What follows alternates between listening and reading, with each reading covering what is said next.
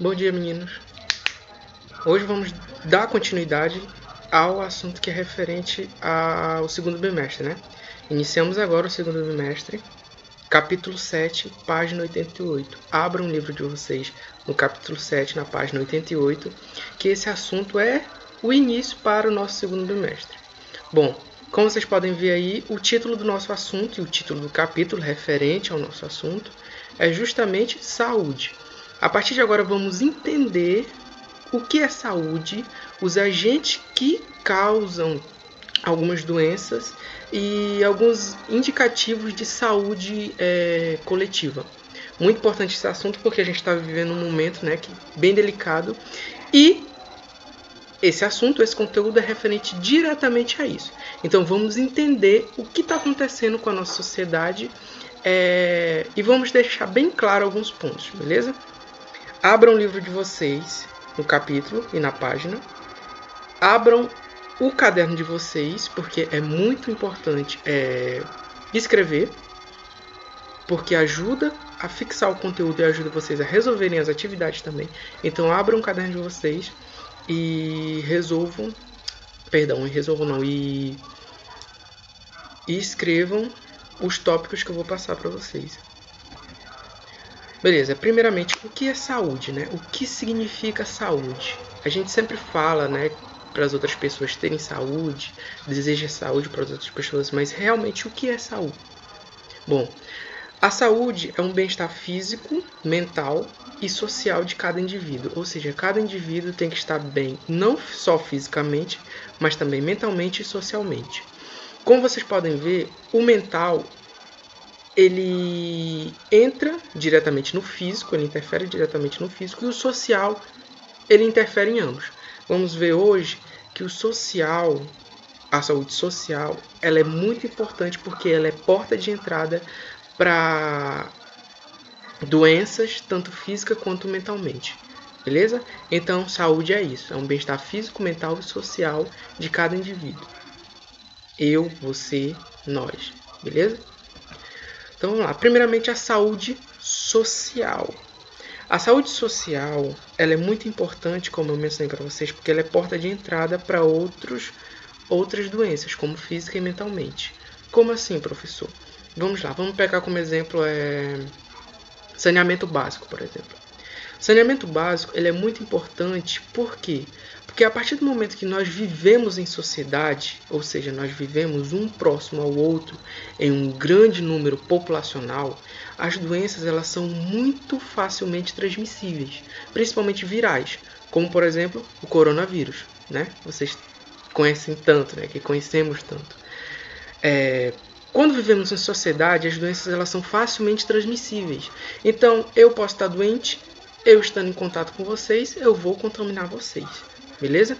Se vocês estiverem mal de saúde, dependendo do tipo de doença, ela é fatal e é mortal. Tranquilo? Então, muito importante saneamento básico por isso. A falta do saneamento básico facilita muito com que alguns agentes infecciosos, como vírus, bactérias, protozoários, beleza? Alguns nematóides, que a gente vai ver no terceiro ou no quarto bimestre o que são. As famigeradas lombrigas, né? Causam doenças que podem ser passadas de um indivíduo a outro, beleza? Por quê? Porque vivemos em sociedade. Então, o social, a saúde social, ela é muito importante referente a isso. Tranquilo? Não só isso. A gente pode citar também como saúde social, a falta dela, né, no caso, a falta de acesso à saúde pública. Quando vocês veem direto em jornais, em revistas, em matérias, que hospitais estão lotados, que gente estão morrendo, por quê? Porque não tem acesso a remédios e à saúde, que é justamente fundamental para que a nossa sociedade esteja saudável, esteja firme, tranquilo? Então a saúde social ela se enquadra nisso. Bom, pegando um gancho aí, a gente tem os agentes sociais. O que são agentes sociais? Os agentes sociais de saúde, no caso. São agentes, são pessoas, são profissionais que estão aí para justamente ajudar a sociedade como um todo. Como, professor? ajudando em questão de monitoramento de pessoas, como por exemplo, vocês podem ver que agentes sociais vão à casa de vocês, e eles justamente ensinam vocês a como tratar de algumas coisas, como por exemplo o Aedes aegypti. O Aedes aegypti ele é um mosquito que é muito importante, por quê? Porque ele é um transmissor, ele é um vetor de uma doença, de algumas doenças, como por exemplo a zika, a dengue, a chikungunya. Então eles são muito importantes porque eles ajudam, eles auxiliam a gente a combater essas doenças. Então a saúde social seria isso, tranquilo? Bom, para que a gente venha manter a saúde social em controle, para que a gente venha monitorar e, muito possível, prever algumas pandemias, algumas endemias, a gente tem alguns indicadores de saúde pública. Saúde pública, ainda estamos em saúde pública. Alguns indicadores, como por exemplo, demográficos. Os indicadores demográficos referem-se ao número de habitantes, sua idade e sexo, além de etnia, cor, raça. Professor, por que é muito importante saber disso? Porque a partir desses dados, a gente pode saber quem fica mais doente, se são mulheres, se são homens, quem fica mais doente, se são negros, se são brancos, se são pobres, se são ricos. Então, a partir disso, a gente pode criar gráficos e pode justamente prever e justamente combater algumas futuras doenças, como por exemplo endemias e pandemias. Além disso, temos o socioeconômico, que são renda familiar, profissão, classe. Professor, por que isso é importante? Porque a partir da renda familiar a gente sabe se os indivíduos pobres eles estão sendo mais afetados, se os indivíduos ricos estão sendo menos ou mais afetados. Aí entra aquela ideia de falta de saneamento básico, falta de acesso à saúde, beleza? Socioeconômicos, dados socioeconômicos. Mortalidade. É muito importante saber quem está morrendo, quantos estão morrendo, onde estão morrendo. E fatores de risco. Pessoas doentes. A gente tem que saber quem são as pessoas doentes, quem são as pessoas de risco. A gente sabe muito bem que estamos vivendo isso. Pessoas de risco para o coronavírus são indivíduos de idade, indivíduos que têm problemas imunológicos, indivíduos que têm problemas respiratórios, beleza? Para que haja um controle, para que a nossa sociedade não entre em colapso, ou seja, não acabe, beleza? Tranquilo até aí? Vamos dar continuidade. Combatendo os invasores. Eu falei para vocês até agora que é muito importante monitorar, é muito importante saber as condições de saúde pública.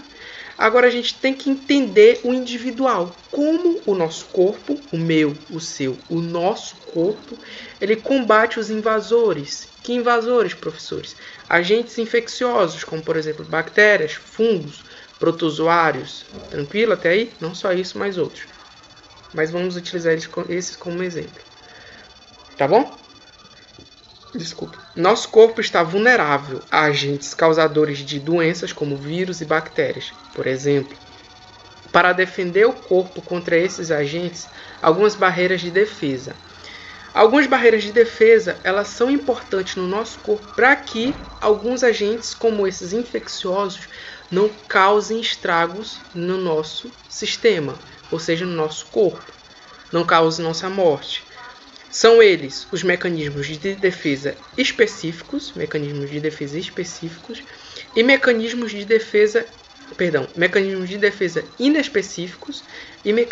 de defesa específicos. Vamos ver cada um deles detalhadamente, beleza? Primeiramente, mecanismos de defesa inespecíficos. Nós temos como exemplo a inflamação. A inflamação é uma reação a agentes externos que romperam primeiramente a nossa primeira barreira. Desculpa, eu não mencionei, mas nossa primeira barreira é justamente a nossa pele. Nossa pele é a nossa primeira barreira de defesa contra agentes infecciosos. Tranquilo até aí? E ela, quando rompida, causa uma reação que chamamos de reação inflamatória. O que seria, professor, a reação inflamatória? Primeiro quadro. Vamos imaginar que uma farpa entrou no dedo de vocês. Uma farpa de madeira. Nela, há bactérias. E bactérias entraram dentro do nosso organismo, rompendo a primeira barreira. Tranquilo? Uma reação inflamatória ela é iniciada principalmente através de células de defesa que nós chamamos de mastócitos. Os mastócitos, que são essas células aqui, que está no esquema de vocês, produzem o que a gente chama de substâncias inflamatórias. As substâncias inflamatórias que são produzidas pelos mastócitos, que são células de defesa do nosso sangue, sinalizam para que outras células que estão no nosso sangue cheguem a essa região inflamada, onde estão as bactérias, que são os neutrófilos. Então, os neutrófilos, que estão aqui no esquema 1, estão dentro da nossa corrente sanguínea e entram na nossa região, saindo dessa corrente sanguínea e indo até a região infectada. Os neutrófilos, eles vão lá nas bactérias, por causa que os mastócitos sinalizaram para eles chegarem e fagocitam as bactérias, eliminando assim eliminando assim as bactérias do nosso sistema. Tranquilo até aí? Tá bom. O que é, resumidamente, a reação inflamatória? A reação inflamatória ela é causada pelos mastócitos, que produzem substâncias inflamatórias, por isso que fica vermelho a região, que são essas substâncias que são produzidas pelos mastócitos e que sinalizam para que os neutrófilos cheguem e acabem com as bactérias que estão presentes naquela região. Tranquilo? Isso é uma reação inflamatória, que é um dos mecanismos de defesa inespecíficos do nosso corpo. Outro mecanismo de defesa inespecífico é a elevação da temperatura do corpo, a conhecida febre. O que seria a febre? A febre ela é uma alteração da temperatura do nosso corpo, então o nosso corpo fica muito quente. Por quê, professor? Por causa justamente de um indivíduo infeccioso, exemplo, um vírus que entrou dentro do nosso sistema. E para combater esse vírus, uma alta atividade do nosso sistema imune, ou seja, das células de defesa do nosso corpo, que eu acabei de mencionar para vocês, uma atividade intensa no nosso corpo acontece, que é justamente dessas células de defesa. Uma atividade intensa aumenta o nosso metabolismo, que é justamente para que essas células de defesa venham combater esses agentes infecciosos, e a temperatura do nosso corpo sobe. Por que sobe, professor? Porque o nosso metabolismo aumenta. Por que, professor, o nosso metabolismo aumenta? Porque justamente as células de defesa precisam combater o agente infeccioso que entrou. Por exemplo, o vírus. Tranquilo?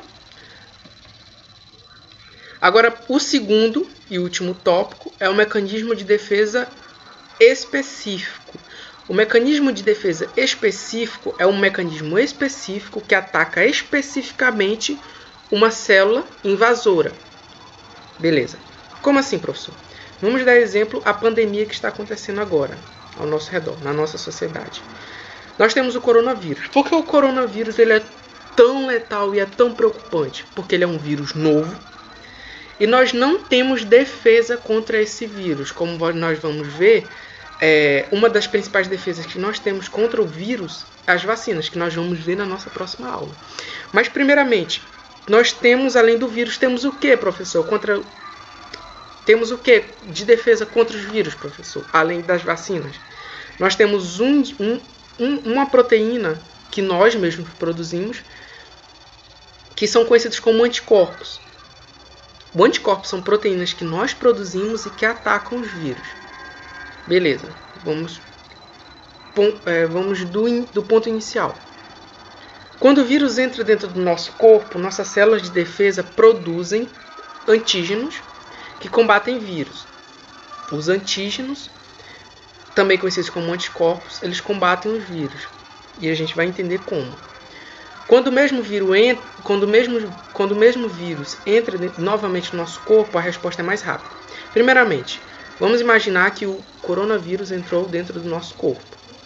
Inicialmente, a nossa célula de defesa tem que entrar em ação e combater esses vírus que entraram dentro do nosso corpo, eliminando ele do nosso corpo. Fica difícil quando eles não são identificados. Então, as células de defesa começam a produzir proteínas que nós chamamos de anticorpos. Os anticorpos vão lá e seguram. Como vocês podem ver, os anticorpos, esse daqui, ó, o esqueminha, o vírus aqui, o anticorpo aqui. O anticorpo vai lá e adere ao vírus. segurando ele e impedindo com que ele entre em ação contra o nosso corpo, cause a doença, né? Vulgarmente falando. Então, o anticorpo vai lá e segura o vírus para que as nossas células do sistema imune, a nossa célula de defesa, vai lá e combata o vírus. Aqui o vírusinho segurado. Quando nós não temos esse anticorpo, a resposta ela é um pouco mais lenta. Tranquilo?